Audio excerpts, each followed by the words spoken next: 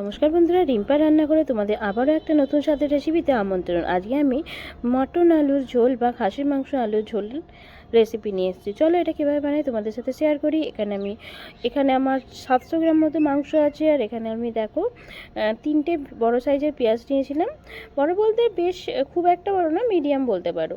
তার কিছুটা পেঁয়াজ, হাফ পেঁয়াজ আমি এখানে দিয়ে দিলাম, হাফ আদা রসুনের পেস্ট, আর হাফ চামচ কাঁচা লঙ্কা, আর কি বলবো, ঝাল অনুযায়ী আমি 3টে এখানে শুকনো লঙ্কা বাটা দিয়ে দিয়েছি। তোমরা যে যেমন ঝাল পছন্দ করো সেরকম ঝাল এখানে অবশ্যই দিয়ে নিও। এখানে আমি জিরে বাটার ইউজ করেছি, তোমরা যদি পারো জিরে বাটা ব্যবহার করতে পারো, না হলে গুঁড়ো জিরেও ব্যবহার করতে পারো। আর এখানে আমি 2 চামচ মতো টক দই দিয়ে দিলাম, লঙ্কা গুঁড়ো, তারপরে জিরে ধনিয়া গুঁড়ো দিয়ে দিলাম, দিয়ে খুব ভালো মতো একটু গরম মশলাও দিয়ে নিয়েছি। দিয়ে এই মাংসটাকে এবার সরিষার তেল দিয়ে ম্যারিনেট করে রেখে দেবো ফ্রিজে। আমি ফ্রিজে রাখবো না, ফ্রিজের বাইরে রেখেছিলাম আমি ঘন্টা 2 মতো। এটাকে আমি রেখে দিয়েছিলাম ম্যারিনেট করার পর। মাংস আসলে খাসির মাংস যদি ফ্রিজে রাখা হয় ম্যারিনেট করার পর, তারপরেই যদি এটাকে রান্না করা হয় তাহলে কিন্তু এটা মানে শক্ত হয়ে যায়। এটা কিন্তু মাথায় রাখবে।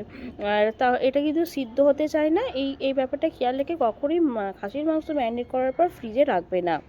তো তারপরে আমি মাংসটায় কাঁচা লঙ্কা বাটা ব্যবহার করেছি, তোমরা দেখেছো। দিয়ে খুব ভালো মতো ম্যারিনেট করে এটাকে আমি ঘন্টা 2 মতো রেখে দিলাম। ঘন্টা 2 পর আবার ফিরে এলাম বাকি রান্নাটা করার জন্য।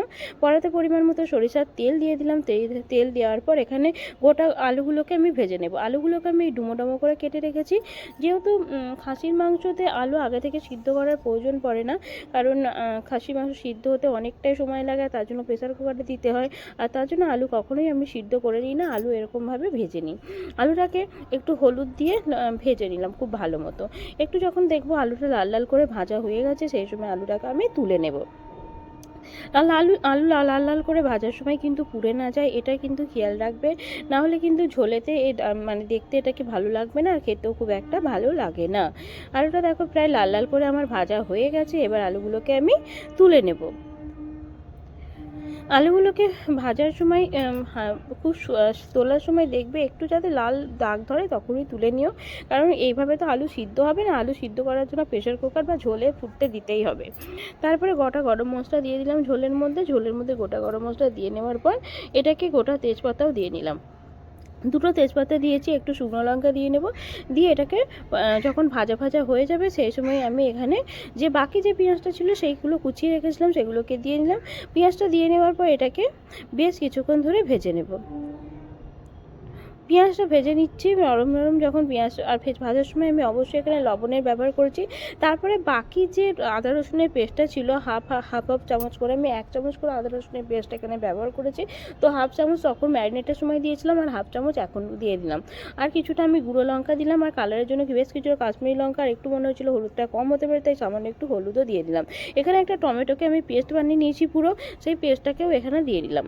তারপরে আর একটু ধনিয়া গুঁড়ো এখানে অ্যাড করেছি। জিরে আর দেবো না, কারণ বাটা জিরে আমি ব্যবহার করেছি, আর সেটা একবারই ম্যারিনেট করার সময়তেই দিয়ে নিয়েছিলাম। আর 1 চামচ পুরো বাটা জিরে ব্যবহার করেছি ওখানে আমি, তাই আর জিরে বাটা দেবো না। তারপরে মশলাটাকে খুব ভালো মতো কষিয়ে নেব। কাঁচা গন্ধ যখন দেবো পুরোপুরি মশলা চলে গেছে, সেই সময় আমি এই খাসির মাংসটাকে দিয়ে দেবো। মাংসটাকে দিয়ে নেওয়া হয়ে গেছে আমার। এবার মশলার সাথে খুব ভালো মতো মিশিয়ে এটাকে কষতে থাকবো। যত ভালোভাবে মাংস কষাবে কিন্তু তত কিন্তু এর রান্নার স্বাদটা বেশ ভালো হয়। তাই এটাকে কষিয়ে নেবো খুব ভালো মতো। বাটির গায়ে যে মশলাটা ছিল সেটাকে আমি দিয়ে দিলাম।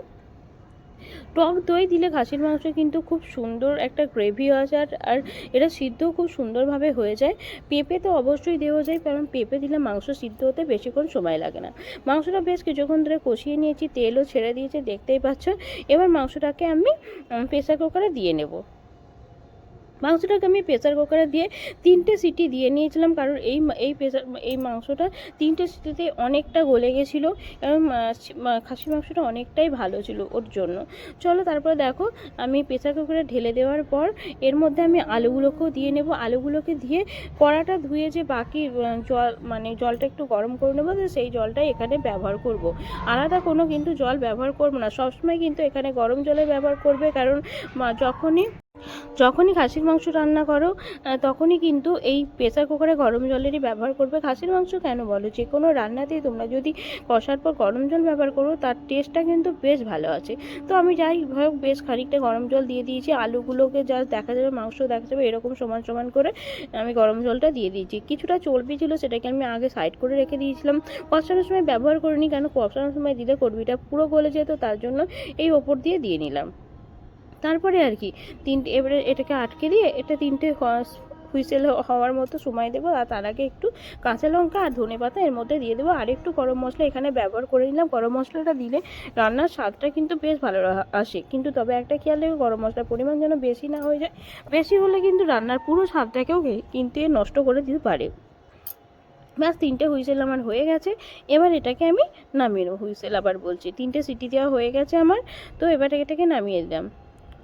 তো যাই হোক, দেখতে পাচ্ছ মাংস কিন্তু আমার পুরো সিদ্ধ হয়ে গেছে। আমি এবার ঝালটা আর লবণটা একটু চেক করে নেব।